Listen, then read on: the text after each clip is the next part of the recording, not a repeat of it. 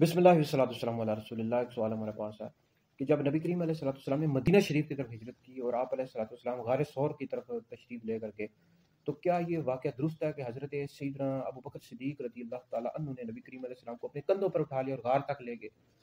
तो क्या ये वाक़या दुरुस्त है और इसको बयान कर सकते हैं? नहीं, ये वाक़या जी इमाम बहकी रहमतुल्लाह अलैह ने दलाइल नबुव्वह जिल्द नंबर 2 में ज़िक्र किया और बिल्कुल ये वाक़या दुरुस्त है।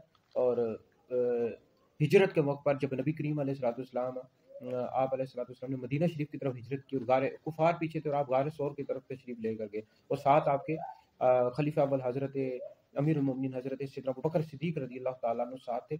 तो नबी करीम अलैहिस्सलाम को आपने अपने कंधों पर उठा लिया और गार तक ले गए। ये दलाइल नबुव्वह जिल्द नंबर 2 में मौजूद है। इस तरह लुबाबुल अहया में भी मौजूद है जी, सफ़र नंबर 160 पर ये वाक़या बिल्कुल मौजूद है।